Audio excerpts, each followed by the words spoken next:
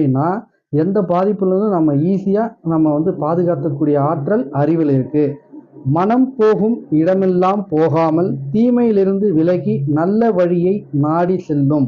இதுதான் அறிவு உள்ளவனுக்கு அறிவு இல்லாதவனுக்கு வித்தியாசம். பார்த்த இடம், கண்ட இடம், போன இடம் எல்லாம் போகாம எது சரி என்று அலசி ஆராய்வது அறிவின் இயல்பு.